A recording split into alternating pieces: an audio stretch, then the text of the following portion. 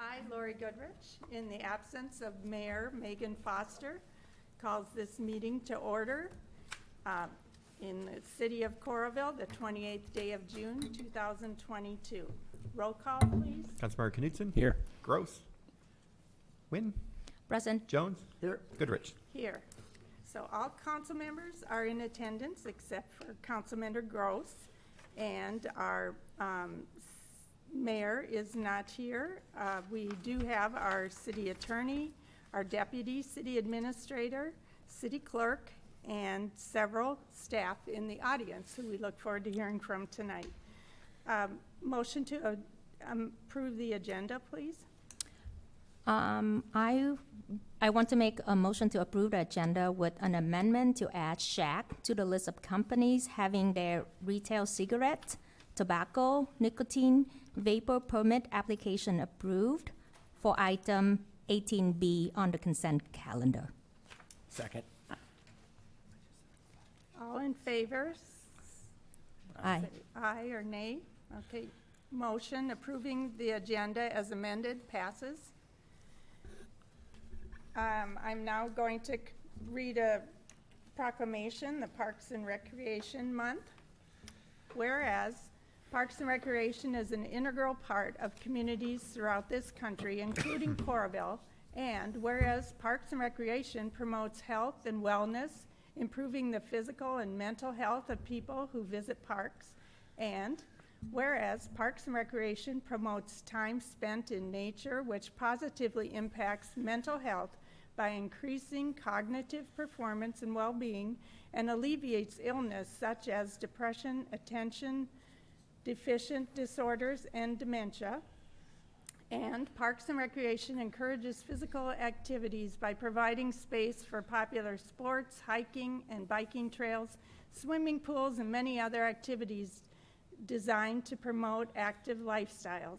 And whereas Parks and Recreation programming and education activities such as out-of-school time programming, youth sports, and environmental education are critical to childhood development.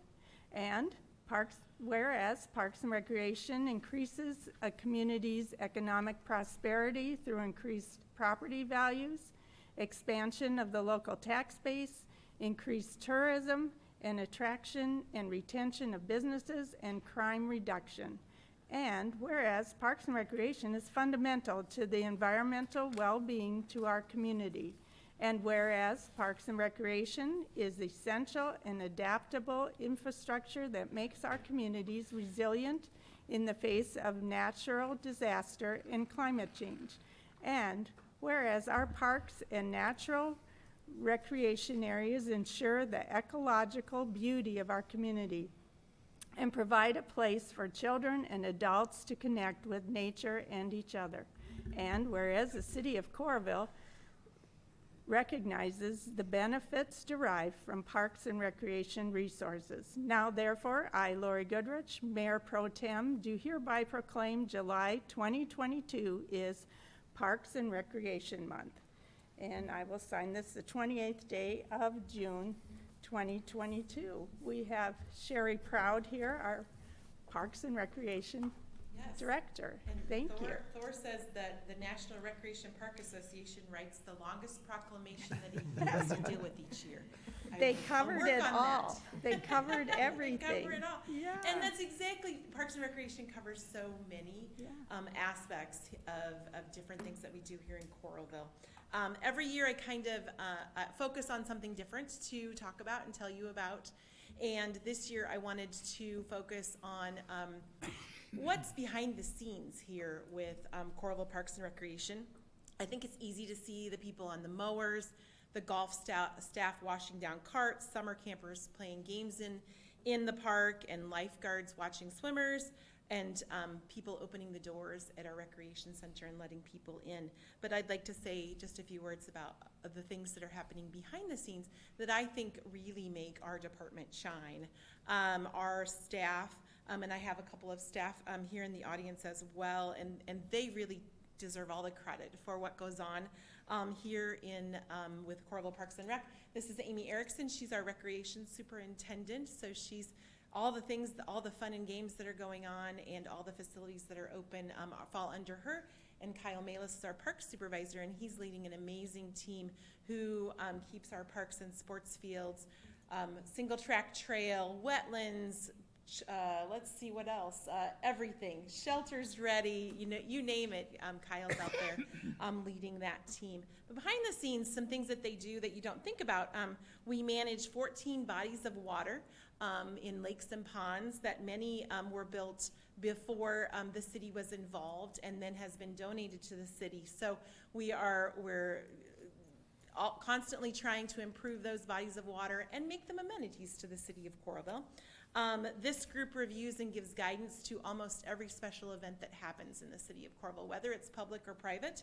They are reviewing and making sure that those events are safe, that the other department heads weigh in on those events and make sure from their perspective they're safe. And then often they get in, our Parks and Recreation team gets in on helping with setup and tear down, whether it's a public or private event. This group communicates with neighbors of over 1,300 acres of park and open space. And each of those neighbors has a unique request when they call of what they'd like to see their park or their open space behind their house look like. So a lot of time is spent with our neighbors and making sure that they are satisfied with what they're seeing out their back door or their side door. This group coordinates individualized plans with families, with kiddos with challenges, so that summer camp can be a reality for those children and that they have a very positive experience with us. And on top of all of that, they lead and coach young staff members who maybe this is their first summer job that they've ever had. And of all the things that are so incredibly important, I believe strongly in leading our young people in Coralville to have great positive first experiences. So they're constantly in touch with their staff and making sure things go well. So we are really proud of our staff today. In celebration of Parks and Recreation Month for July, we band together and moved 25,000 costume and prop pieces from the Millennial Plaza, which will be torn down for the future car wash there, and we moved them all down to the Iowa River Landing and are using the Johnson County Historical Museum old site until that is renovated into something different. So we're there for hopefully the next 2 to 4 years. And then we'll find a new space. But it was a great day, and we got things done really well, and Kyle's team was amazing to help us lead that. So we're leaning into our leaders. That's our theme for the summer, and we're really excited about it being Parks and Recreation Month in July. And you guys, I'll have you go up, and I guess I'll give them the picture too, but I want you guys to get it. Very good. Would you take a picture of us? We get points for this, for sending this in as well.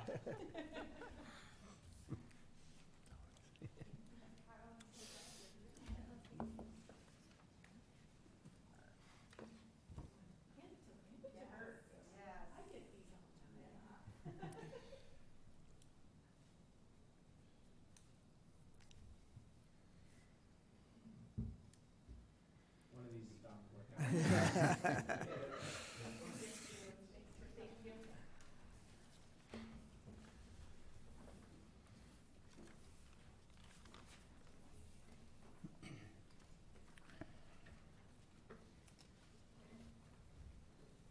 Next, we have community comments. And community comments is a time for audience members to speak to the council about items not on the agenda or items that are on the agenda and not subject to a public hearing. Each speaker has 5 minutes, and we do reserve the right to adjust the comment time and individual speaking time based on the number of speakers and any accommodations a speaker might have. Is there anyone here who would like to speak to us, community comments? Please state your name. Hello, my name is Dennis Latham, and I have Kathy Hodson-Pillar with me. We are here to provide our quarterly report for the Citizens Community Policing Advisory Board. I'll let Kathy go first. So we have completed our promotional materials, including a PDF version of the complaint form that can be accessed and filled out online with a link on the board webpage. The complaint form was modified by Jen Coleman with consultation from Chief Crone and Mr. Olson, and looks very professionally done. With the completion of this last change, the trifold pamphlet will now be distributed to 3 locations: City Hall, the Coralville Public Library, and the Coralville Rec Center. We are reviewing ways for the board and the Coralville Police Department to develop better relationships with the community, such as Juneteenth, and the block party that we're looking forward to. We have received Chapter 400 training, and just last night we saw a presentation of the 2021 traffic stop data. So that was very interesting. Okay, in April, we had a good discussion about the responsibilities of the board in light of the events that happened at the junior high that month. We had community members look to us and asked us for a response on what was going on, and we looked at the responsibilities of the board as defined by the city code, and the response to an incident like that really falls outside the realm of this board, and we would only get involved at the end of a complaint process if an official complaint was made, which, as far as I know, there were no complaints that came out of that incident at all. Last night, also, we met with a couple of people from a newly established organization called the Iowa Civil Liberties Council. They had emailed us and asked us to meet with them. They wanted to get to develop a connection with organizations that had activities looking at people's civil rights, and they asked if we could actually meet with them. So they came to our meeting last night, talked to us. There's a little misperception, I think, from them on what this board actually does. So I agreed that I would meet them on an individual basis with the board and probably I'll take that trifold that we just developed and provide it to them so that they can see exactly what our responsibilities are. I think it's going to be a good connection that we will make, but it has to be a different interpretation of what they think the board actually does. We also have begun very preliminary discussions that will probably go on for several meetings, looking at our current policing policies and procedures, and also what needs that the Coralville Police Department might have for existing training and any new training opportunities. We expect that's going to go on for several meetings to have those types of discussions. And the other thing that we did note last night at the meeting was there was a application availability form on our website for an open position, and from that application description, we expect that selection will be made and presented to the council in July for approval, which we're looking forward to. We've been running one short for most of the time that we've been in existence. But we did find out that another board member last night is stepping down, so we might replace one and we have another one. Unfortunately, this person is the representative for the NAACP, so it's going to be a little limited who will be able to be selected. So she was to send communication to Mayor Foster, because I think she's the one that needs to know to begin the process of selecting a replacement. And I think that's it. Good. Thank you Okay. so much. Thank you. Thank you for your volunteer responsibilities that you're taking on with this program. We thank you. Thank you. Yeah. Yeah. Anyone else?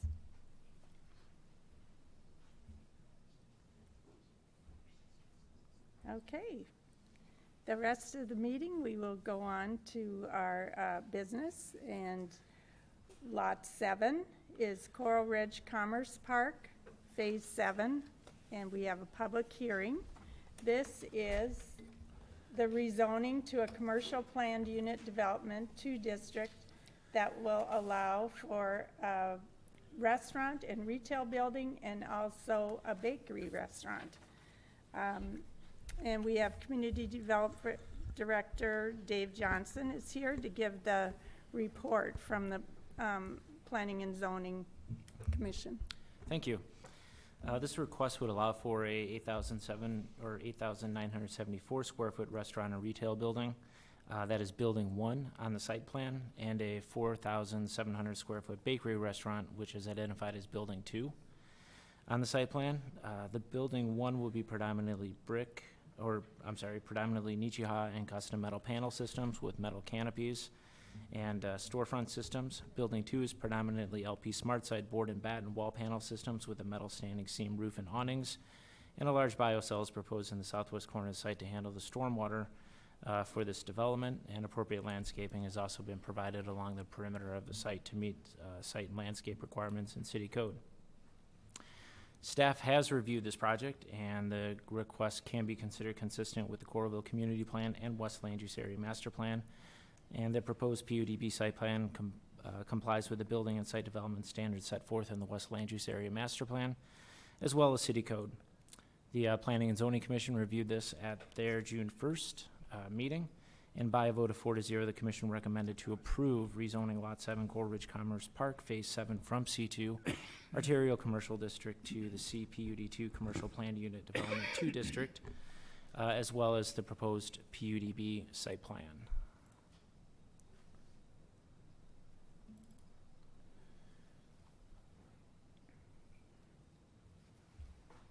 That's all I have. Thank you. Thank you. Okay, I declare this time for a public hearing on Lot 7, Coral Ridge Commerce Park, Phase 7, from C2 to CPUD2, and the PUDB site plan. Are there any citizen comments? Good. Hi, John Marner with MMS Consultants, representing the developer and the applicant. I'll just add a couple things in addition to the report that Dave gave. The bakery that he referenced is a business that's already prepared to go in once construction starts. There is a tenant already interested in a lease for the other building, Building 1, I believe it's referenced to on the plan. So there is some interest already in that building for future tenants. We did work with staff quite a bit on a landscaping plan and the exterior facing Coral Ridge Avenue to try to really enhance that view from Coral Ridge Avenue to make it as attractive as possible. And I'm available for any questions if you have any. Thank you. Any comments? Were there any written comments? No. After Dave gave his informal presentation a couple weeks ago, I can tell you there's a lot of public enthusiasm in my family for this bakery coming in town. Excited about that. Dave, I'm just curious, has there been any rezoning out there prior to this? In the general area? In that general development? Yes, there has been. This corridor has seen a lot of development, especially in the last 2 years. The majority of that development has been done as PUDs or planned unit developments. Okay. Anything else? I now declare the public hearing closed. And we'll hear the ordinance, please. Ordinance number 2022-1006, an ordinance amending the Coralville zoning ordinance, the same being ordinance number 2020-1009, as previously amended, rezoning certain property located within the corporate limits of the city of Coralville, Johnson County, Iowa, and generally known as Lot 7, Coral Ridge Commerce Park, Phase 7 from C2 Arterial Commercial District to CPUD2 Commercial Planned Unit Development 2 District, introduced for adoption, first consideration by Councilmember Knutson, seconded. Second. Seconded by Jones. Is there any other discussion we want to make? Otherwise, we'll have roll call. Roll call? I would just go add ahead. that the staff, Mr. Marner mentioned the landscaping and the exterior, and staff really was pleased with the outcome of this, as Dave mentioned, and I think it's going to be a nice addition out there. Very good. Roll call? Councilmember Goodrich, Aye. Wynn, Aye. Jones, Aye. Knutson. Aye. All ayes with Gross absent. Next, we'll go on to 7, Westcor Drive, Part 1.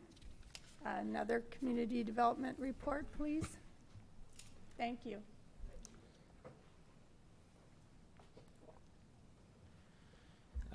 This parcel contains 28.55 acres and includes the area to connect Westcor Drive. City staff has reviewed the final plat and finds it conforms with the requirements for preparation and filing outlined in city code. The Planning and Zoning Commission reviewed this at their June 1st meeting, and by a vote of 4-0, the commission recommended to approve the Westcor Drive Part 1 final plat. That's all I have. Thank you. So when you say final, it's just connecting the two finally, right? Correct. This will set the table for connecting Westcor Drive, which will be an important piece in the continued development of Westcor in the southwest portion of the West Land Use area. Yeah, this was a requirement. They have a couple, the developer has a couple more properties that want to be developed out there, and when they did the last, we told them that without the connection all the way through there, that we wouldn't allow any more development until the connection was made so that emergency access could come from either side of Westcor Drive. What kind of sidewalks does this have on it? 8 foot on the south and 5 foot on the north. It does have 8 foot? Very nice. That's what I was wondering, yeah, when that gets done. Next year, 2 years from now. 2 years. Yeah. Okay, would you read the resolution, please, Don? Resolution approving the final plat for Westcor Drive, Part 1, Coralville, Iowa, introduced for adoption by Councilmember Wynn, seconded by. Second. Seconded by Knutson. Is there any more discussion? Roll call? Councilmember Jones? Aye. Knutson? Aye. Goodrich? Aye. Quinn? Aye. Resolution now declared adopted. Now we'll go on to 8, precinct changes. And this expands the number of vote precincts from the recently approved 8 to 9, a result of Coralville's population increasing, and also the state requesting these changes. Ordinance, please.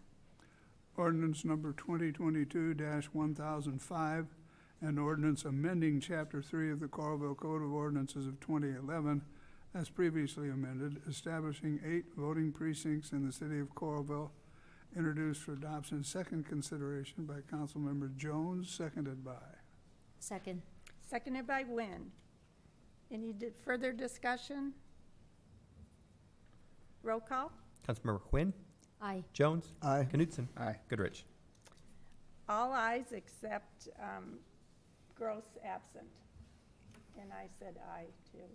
I saw that when you said it aye just before you said that. Yeah, yep. Number 9, pedestrian safety ordinance. It's an ordinance that will prohibit pedestrians from standing in medians. Would you please read the ordinance? Ordinance number 2022-1007, an ordinance amending the Coralville Code of Ordinances 2011 as previously amended regarding pedestrian safety, introduced for first consideration by Councilmember Goodrich, seconded by. Second. Seconded by Wynn. Is there any discussion? Yeah, this ordinance was in response to the letter we received, so that will be repealing that ordinance that they found objectionable and replacing it with this. This is based off the similar ordinance in Des Moines. As you saw in the ordinance, there are some statistics about what happens when a vehicle at certain speeds hits a pedestrian. I found it interesting that if you get hit going 20 miles an hour, it's usually a 2% chance of a fatality. It jumps up to 40% if you're hit at 30 miles an hour. I believe it's 60 or to 70% if you hit when you're going 40 miles an hour. So this ordinance is intended to make sure that we do not have those type of accidents. Obviously, you can use the medians as a refuge area to get across the street. That's sort of what they're made for. But we're not going to be won't be standing in the streets in the medians on these certain type of streets. It does not apply to residential streets or streets not in a business district or a school district where the speed limit is less than 30 miles an hour. And our streets department, the engineers put together all the names of the streets where this is applicable, is that correct? We have I did a list. driving tour. It took me a couple hours Oh, to, you did. and then obviously got it to the engineers. The engineers are kind of busy this time of year, so I did. Okay. And so I went around and found that there were many more medians than I actually thought there were. So we did a driving tour and did some stopping and putting on the telephone there. So that's part of this ordinance. Yeah, so basically, two things. You get the medians. The median requirement for what is recommended to be safe is 10 feet wide. Minimum is 6, but to be the safest, they would want 10 feet, basically to have a pedestrian or a bike that's towing somebody, or a pedestrian with a baby stroller or something like that, to make sure that they can get out of the traffic area there. And then there are also the roundabouts, the splitter islands, and the medians, which are meant to be medians are meant to be driven on. So we're not going to allow standing on those either. Yeah, it's hard to see on those Yes. too. Yeah, and also we might just mention that it includes the crosswalking. Yes, you're That was already there. required to use the crosswalk Crosswalks. in the business districts and school districts. Obviously, residential districts, our residential pros don't have a lot of crosswalks marked, but almost all there's crosswalks on every of the major intersections here. Right. Can you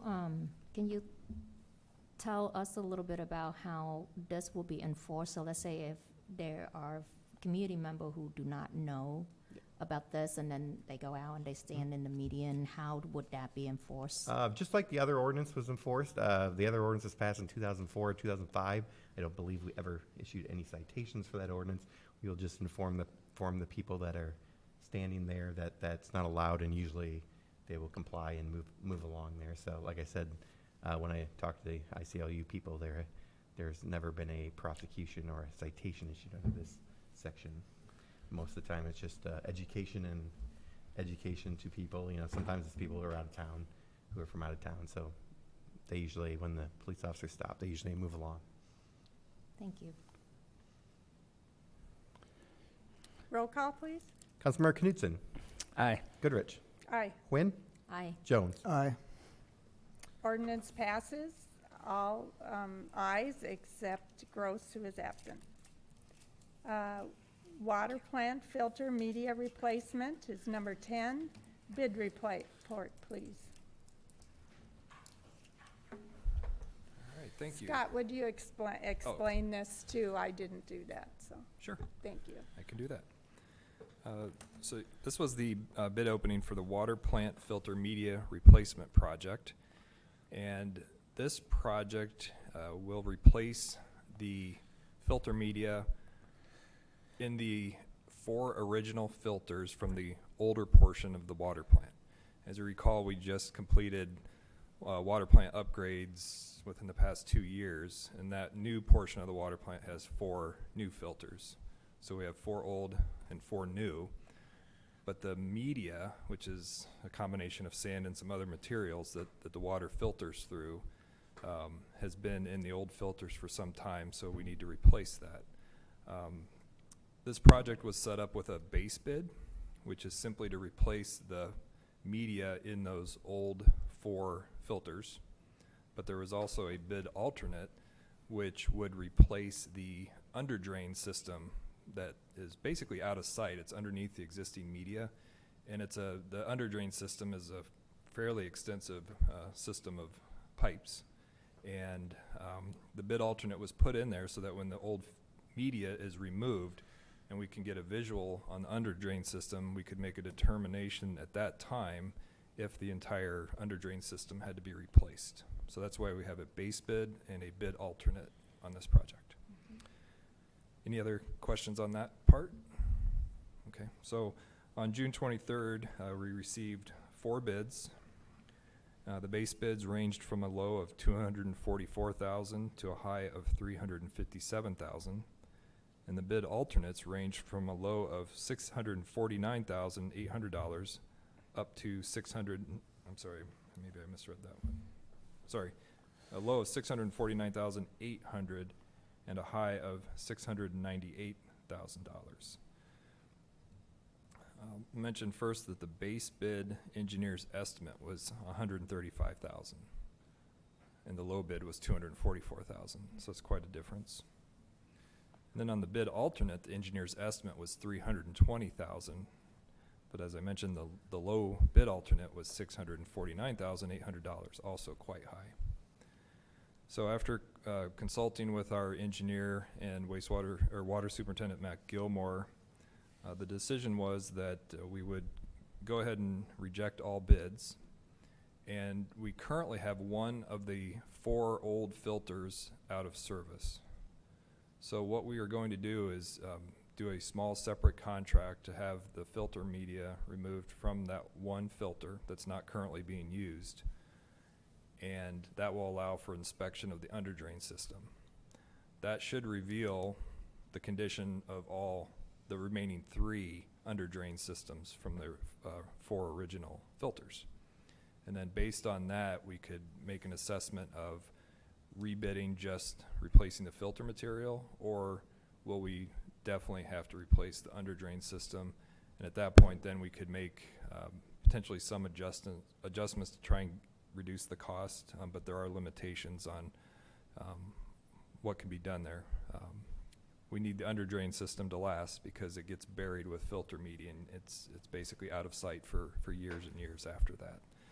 So one option we could consider if costs become prohibitive would be to, instead of replacing all 4 underdrains for those 4 filters, maybe we do 2 or 3. But that decision will have to come after we assess the condition of the one. So with that, we recommend rejecting all bids.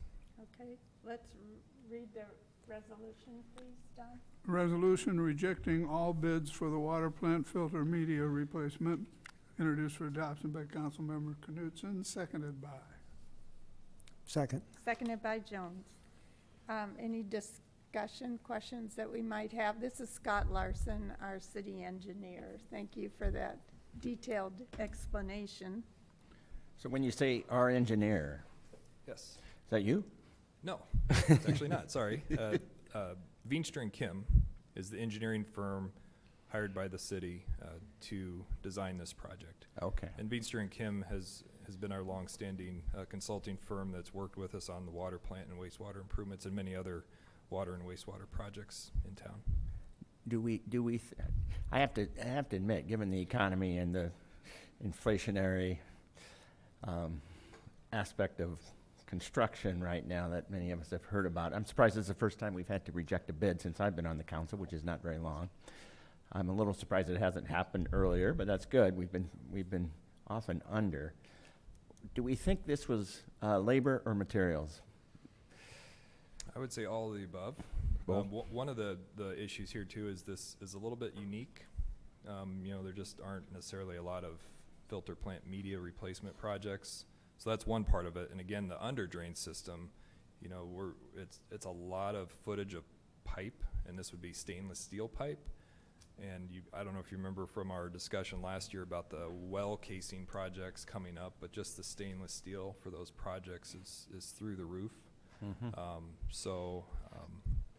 That's why we think the bid alternate on this one was, over double what the engineer's estimate was. So it's fuel costs, labor shortages. There's also a lot of work out there too. So. Yeah. It's certainly something that other cities are seeing. It's common across the state right now. Yep. And I absolutely. imagine outside of Iowa as well. Absolutely, yeah. I mean, I like the plan. Certainly the possibility, I'm not going to say probability of a recession, and in a year they might be looking for work. Yeah. Yes, we have some incremental options, but obviously we would all like to get in there, sweep those 4 filters clean, get them all, hopefully not even rebuilt, just replace the media. But we'll see what that investigation reveals. Yeah. So no question? Yeah, I was just wondering if in the fall we open bid again and the bid come back maybe a little lower than what it is now. It might not be twice at what, the estimate is, but it's still much higher, then we continue to open bid until we get to the amount that we estimate? I'm not sure I can answer that. It really may just come down to, your decision as the council to decide, how much do we want to invest in that part of the water treatment process here. So, obviously the risk of replacing only the filter media, if the under drain system is a little bit suspect, we could be paying somebody to take the media out 5 years from now because we're having some under drain system problem. So, and again, maybe it comes down to replacing 2 instead of 4. So, there are a lot of unknowns in the construction world right now in the bidding environment. So let's back up a little bit. Why did we bid this now? And is it because there's a potential impact on water quality? Or is it this new system will be more efficient and will pay for itself maybe down the road because it's... The filter media that's in the existing the older 4 filters is due to be replaced. It's essentially reached its lifespan. It's the original one, right? Yeah. That came Yeah. with the plan when it was built? Well, there was an improvement project done, I want to say in the late 80s or early 90s, and I believe that's when the filter media would have went in. So my understanding is it has like a 20-25 year lifespan. So we're at the tail end of that. To answer your question, I can't answer how much it would improve water quality, but I know it's something we need to do. Or water quality is going to go down, presumably. Presumably, yeah. So How long do we have? I don't know. I don't have an answer for that. We can ask Matt if we've seen any investigating. hints of, they're obviously monitoring water And quality. this is only one part of the whole treatment process, of course. Right. As I recall, this takes the raw well water and helps start the process of removing some of the undesirable components. So, I mean, I think our water, everything I've heard is very, very cheap. And, if we have to make a minor adjustment, did we just make a minor adjustment to water? A little bit, yeah. It's come into effect on July 1st. July 1st, yeah. Yeah, it does. And just a Part to pay reminder for that, this, probably? our water, Not enough. our water is tested regularly. It's, it is is safe the to quality, drink, it's safe to yes. drink. It's, so that. Yes. I understand that. that's part Doesn't of the mean we're process. that doesn't mean we aren't seeing changes in the water quality. Okay, It's for meeting the now, minimums is, for now, let's have a roll call to reject this bid. Councilmember Goodrich, Aye. Quinn, Aye. Jones, Aye. Knutson. aye. All ayes with Gross absent. Then we'll move on to the next one. Well 15 improvements. Bid report, please. all right, thank you. This is for well 15 improvements, and just a reminder, this is a well that will be generally located east of 20th Avenue and south of 10th Street, where we have 2 other wells in the immediate vicinity, and this will be considered a shallow well. So we took 2 bids on June 23rd, and you could see the bids were a low of $126,907 and a high of $159,806. And on this project, the engineer's estimate was $205,000. So we were quite pleased to see the numbers that came in here. Based on that, I would recommend the award of contract to Cahoy Pump Services Incorporated in the amount of $126,907.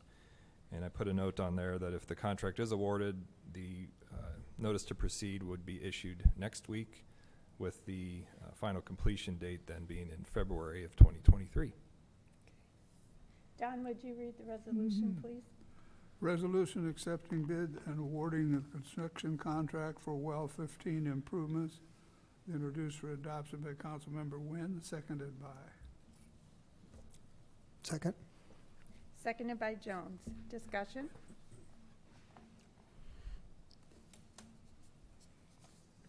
Actually, I will add one more item there. I thought I had it on my memo. There will be another contract or bid related to well 15 that you will see likely this fall. So what you our awarding tonight takes the project far enough to actually install the well and allows us to take samples of both the water quality and the water quantity. That information then gets used to design a follow-up project that adds the pump, electronic controls, and other parts of the well system. And if memory serves, I think that would allow us to put the well into operation next spring or summer.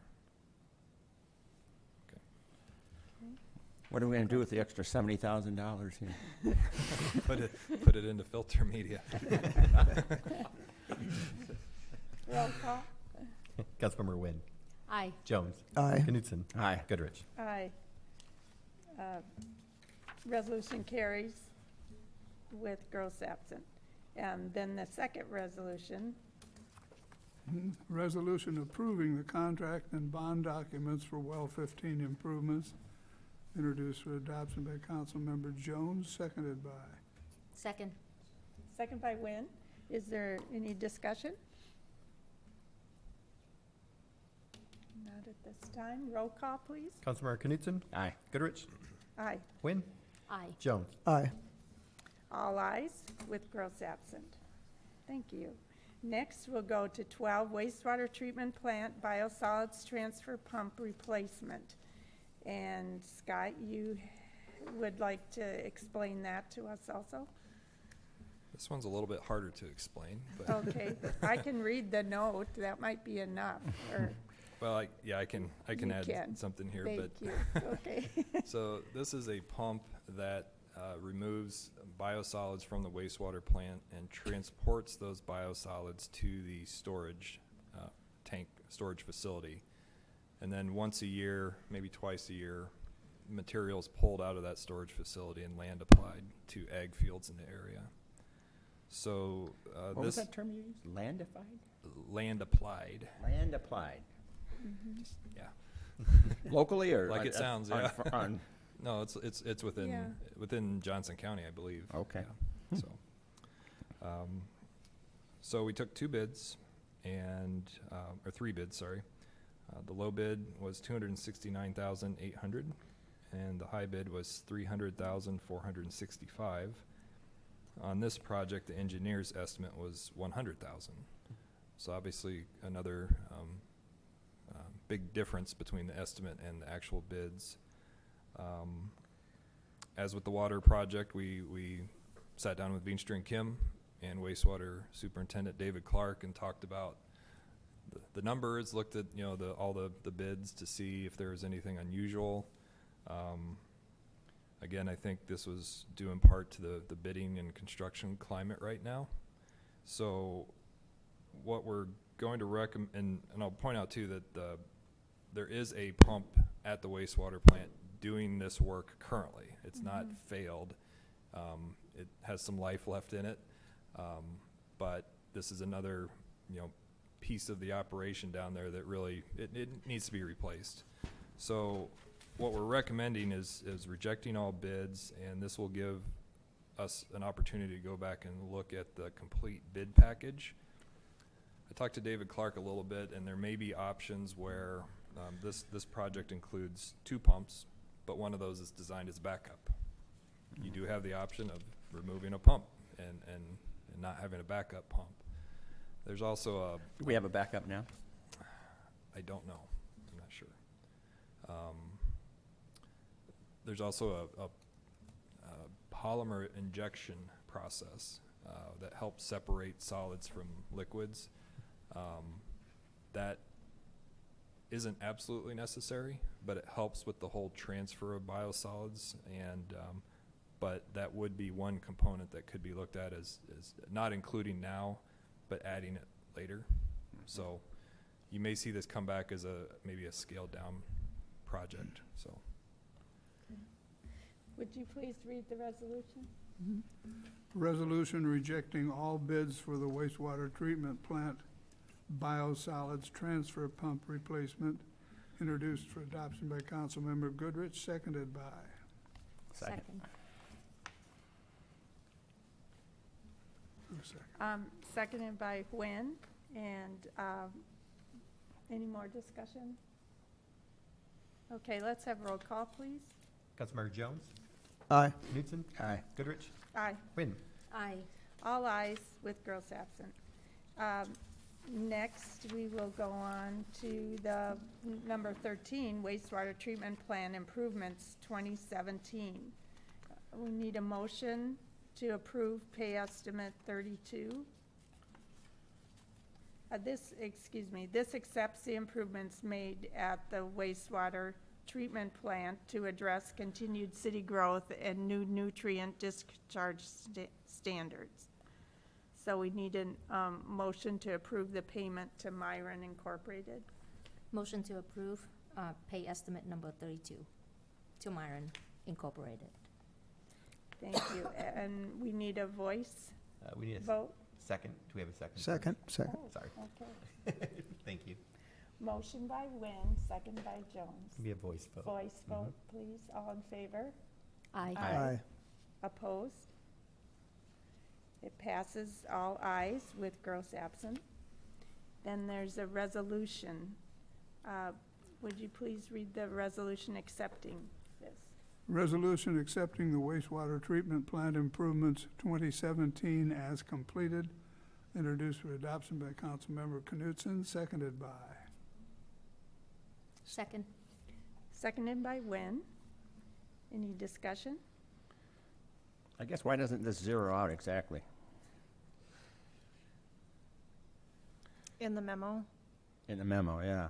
I believe there was a change order. Like 30-some thousand difference or something. I couldn't, Oh, on I the couldn't, I couldn't Yeah, figure out this on a change- $30 million project. $30 million I'm project. not sweating it out, but that's what I'm trying to figure Yeah, out why it didn't match exactly.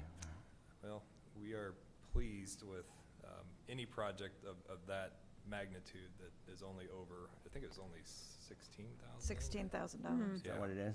Yeah. For So we do have change orders. Yeah, I just looked through the 32. table. Oh, Everything yes. looked like Yeah. it came in at 100%. Yeah. Yeah, so there I would was- be change orders, Uh-huh. yeah. But yes, we are pleased. We wish all projects came in just a little bit over like that. That's Yeah. a good, Okay. This was a really significant upgrade to the huge. wastewater obviously. project. A $30 million project, many years in the planning, and it's expected to last us at least another 20. So Mhm. it's really something to. Very All glad we finished. got it done when we did. huh? Yeah. Okay. Roll call, please. Councilmember Goodrich? Aye. Wynn? Aye. Jones? Aye. Knutson? Aye. All ayes with gross absent. Thank you. Now we have the 9th Street pavement repair, 2022. Consider, let's see, this project will place asphalt overlay on 9th Street between 21st Avenue and 22nd Avenue. Consider the resolution, please. Resolution setting a public hearing for the plan specifications, estimate of cost and form of contract, ordering bids, setting a date for the receiving of said bids, and directing posting of the bid letting, all for the 9th Street Pavement Repair Project 2022. Introduced for adoption by Councilmember Wynn, seconded by. Second. Seconded by Jones. Discussion? I'll just say I badly needed there. Roll call? Councilmember Jones? Aye. Knutson? Aye. Goodrich? Aye. Wynn? Aye. All ayes with girls absent. 15 is Central Park Moguls. And Sherry Proud is here to give us the quotation report on the Moguls. Thank you, Mayor Pro-tem. When we were working with the engineering department on the Biscuit Creek stormwater project that has been going on here this spring, we realized that we had an opportunity when the dirt was coming out in very high quality to look at doing part of our master plan that we've had since 2009 for Central Park. Let's see, I had it up here. There we go. This would be on the east side of Central Park, next to the improvements.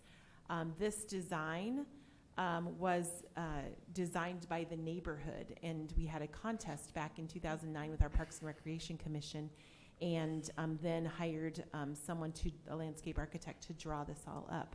So it's kind of neat to get to do some of this. But this would be in this area a series of berms or moguls, play berms, and it would have 2 crawl tunnels through the area.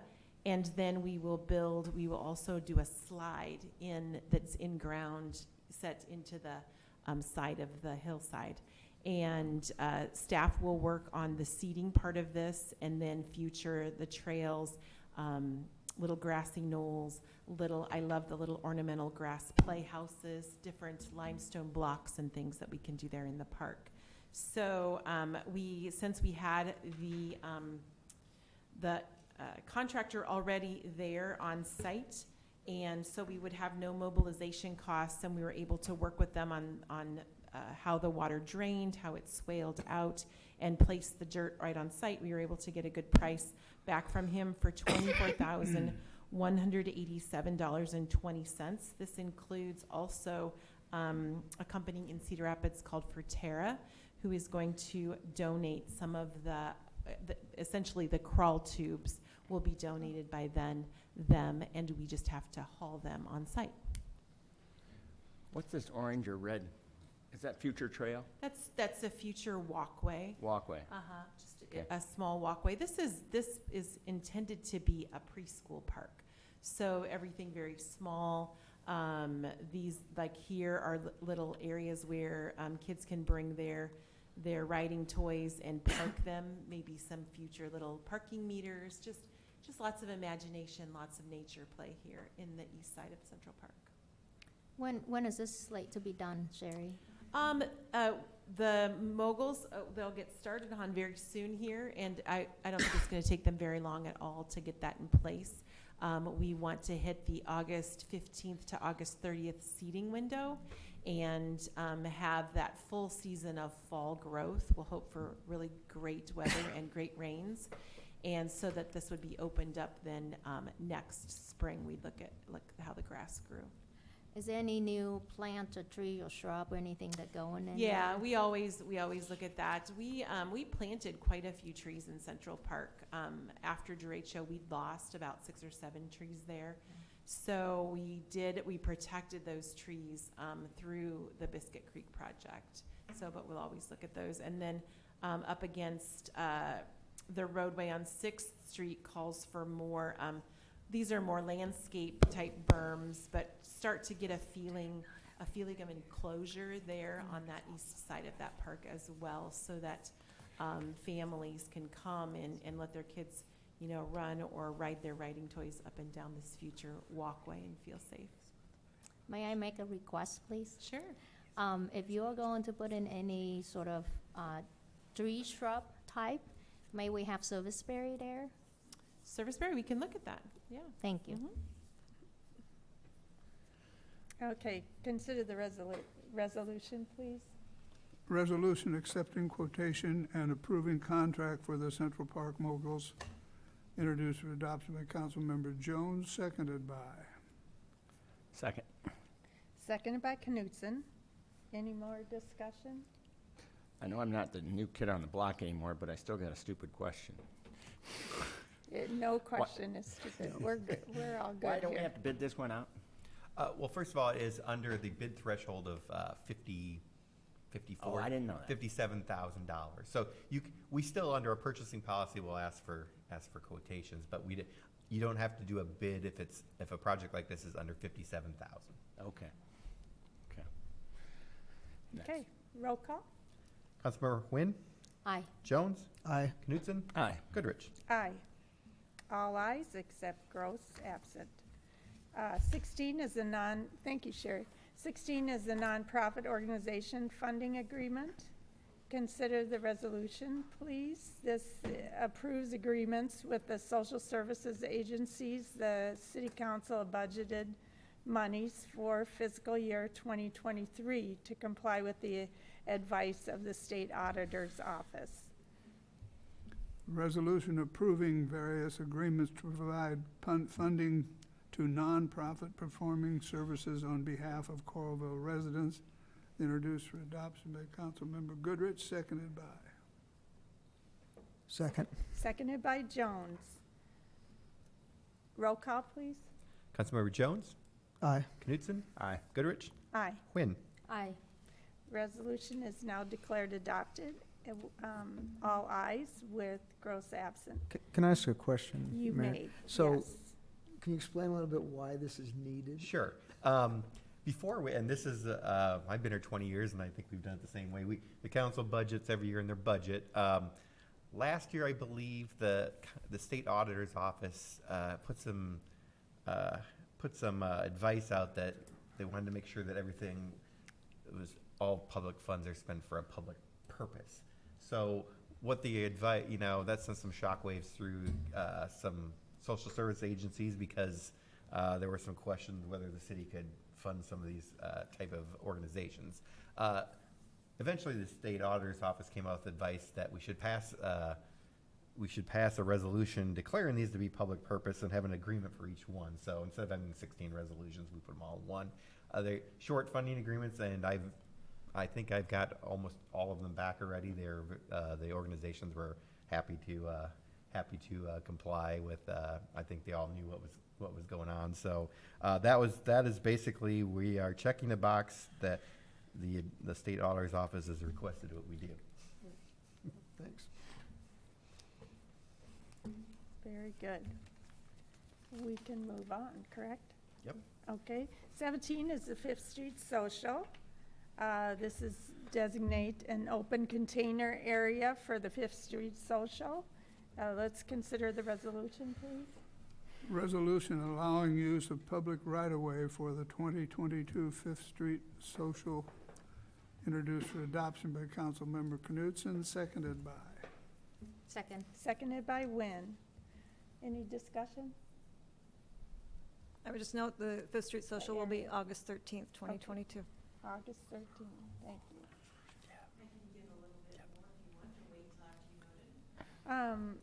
Now would be good, and then we can Okay, have a yeah. little discussion before we vote. Yep, Saturday, August 13th, we are excited to announce that the warm-up band, or the first band, will be called Rattlebox, and the final mixed show band is back for our second act, which was super popular. This is our celebration of all things Fifth Street, going back to historic Route 6. We are dancing in the streets between 6th Avenue and 12th Avenue. We have a classic car show and shine, food vendors, one of the most engaging kid zones, I think, of all the festivals that are around. And we celebrate our Johnson County craft brewers on that day as well as vendors and all of the open houses along the businesses there between 6th and 12th. It's from 4 to 10, and to attend is absolutely free, and then there's tickets to purchase adult beverages if you'd like, or you can buy food from the food vendors. Or from the restaurants there, and There is a restaurant. I guess just maybe one. Just one. Yeah. Having just attended Iowa City's similar thing downtown. What do they call that? Block party. Block party. It's pretty fun. It is fun. Yep, we've had a good time. This will be our 5th, I believe, Fifth Street Social. Very good. Roll call, please. Councilmember Goodrich. Aye. Quinn? Aye. Jones? Aye. Knutson? Aye. All ayes, except with Gross absent. Okay, we need to consider a motion to approve the consent calendar as amended. Mayor Pro-tem, I would like to ask council to consider a motion to approve consent calendar as amended, A to double C. Thank you. Second. Thank you. Seconded by Knutson. Let's see, what do we need? A roll call. Councilmember Jones? Aye. Knutson? Aye. Goodrich? Aye. Quinn? Aye.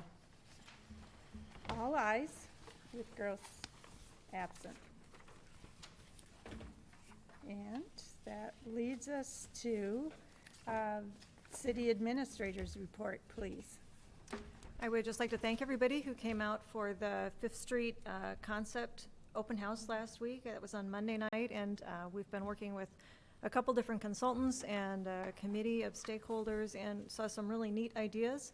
And it was great to see just the general community as well as our neighbors here, the businesses and residents who live in the neighborhood and get their feedback. And if you missed it, there will be a display of those boards starting Friday here in City Hall. So it'll be another opportunity. And we do look forward to hearing the feedback that the consultants received last Monday. And then looking forward to Fourth Fest. We're always, it's always an exciting time of year around here and a beautiful time of year, I might add. But just a reminder, next week, trash and recycling pickup is a day late for everybody all week. Thank you. Good. Thank you. My report, it would be, I did see you all moving, it looked like somebody's closet. I was driving on Highway 2 and saw, a huge closet moving. And I just want to note that city staff did a great job, and also there were 25 volunteers who helped with that too. And that's just awesome whenever we see volunteers and opportunities for them. And along with that, the volunteer committee for the Fourth Fest has a great few days planned, and it starts Friday, July 1st with the carnival, and that'll start at 5 p.m. and people can purchase tickets, pre-discounted tickets now until July 1st. So make sure you do that. It's either here at City Hall or at the rec center. And then there's the 5K race and so on the 2nd. And we've already talked about on the 3rd, there's the free concert, Funk Daddies at 6:30 and Night Ranger at 8 p.m. And then on the 4th, we look forward to the parade, activities in the park, and ending with the fireworks. And this all takes place right over here in S.T. Morrison Park. You can look on your website, the Coralville.org website, for more information and details. And also in your water bill, you received a little listing of what's going on. Anything maybe somebody else wants to talk more about that, but first we'll do city attorney's report. Nothing further. Nothing. Okay. And committee members, let's start with you, Wynn. Thank you, Mayor Pro-tem. Just to add on to the Four Fest celebration that coming up soon, there is a Kiwanis pancake breakfast. So they use that to raise money for organization that offer help in our community, and that will take place at the Northwest Junior High from 7 a.m. to 10 a.m. They said they always need volunteers, so if you're looking to give back to the community and meet some of your neighbors, come out and volunteer with them. There's bingo, so if you like bingo, come out on the 4th at the Hilltop shelter from 3 to 6 p.m. And then since we appointed Mr. Jones to council, the Library Board of Trustees is needing a board member. So please take a look at that. The term will expire on December 31st of this year, so 2020. So really, it's a very short term, but we need somebody to fill that seat. The city continue to take application for housing rehab. You can find all of that information on the city website or come to City Hall and pick up an application. Same go with the Home Buyer Assistance Program, so check that out. And as a reminder to all residents, July 1st, our utility bill will have an increase, so water and wastewater. And then the Coralville Library will be closed on the 4th of July, and the pantry will be closed on Saturday, the 2nd. So if you need assistance with food, please come before Saturday. And that's all I have. Thank you. Mike? Sure. First, especially since Sherry's here, kudos to Brown Deer staff after the storm last week. I drove by and wondered why there was nobody golfing, and looked over and saw, as per routine with Muddy Creek flooding, it was a mess. Next day I came by it, and they somehow managed to open it back up. I don't know the exact timing, but there were a bunch of people out golfing, so that was looked like impressive work to me, getting that thing up and going. Also met with Kelly Snyder. She's the Johnson County Mobility Coordinator for Public Transportation, just to talk about what she does and, you know, future of transportation. And she mentioned that she's working on a pilot project. It was very interesting to me, kind of along the lines of microtransit, which I know I've mentioned a few times, and may or may not be the future of transportation in the region and the country. But this particular project involves a partnership with businesses and is really focused on kind of using smaller vehicles to get people to and from these employers that, you know, from different regions of the area. And I just felt like as that project gets developed a little bit further, it'd be very nice to hear where she's going and maybe have her come and present. I don't think at this time any of the businesses were in Coralville. There were a couple in North Liberty and maybe one in Iowa City or something like that. But it sounded like an interesting project. That's all I have, Mayor. Thank you, Mike. Thank you. And Keith, I didn't get to welcome you last time. I was gone, so we were just putting you right into work here. And it's great. It We really need is. you. Thank you. Since we have Parks and Rec here tonight, and since we proclaimed July as Parks and Rec Month, I just wanted to you know, people ask sometimes, you know, what's so great about Coralville, and there's a number of things, but I think the park facilities, the recreation facilities, the bike trails, the youth programs, and I just in the last week I had a couple experiences that I were really special to me. I took a bike ride out to Creekside early one morning last week, and there was a gentleman in a golf cart picking up trash along Creekside early in the morning, a rec department employee, I assume, and I think that's pretty nice that gets done. And then I'm a grandparent of a 5-year-old who's playing t-ball in Coralville, and it's really heartwarming to see all the 4- and 5-year-olds out at Catchy Ballpark playing t-ball on Thursday nights, and all of my children now who are almost middle-aged, I guess, all went through Parks and Recs programs here many years ago, and it's nice to see that those programs are carried on, and Coralville just does a great job. So, Sherry, thanks to you and your staff. It's just really great to have a Parks and Rec department like we have in Coralville. Thank you. I'll now entertain a motion to adjourn. So moved. Second. Moved by Jones, seconded by Wynn. Meeting adjourned.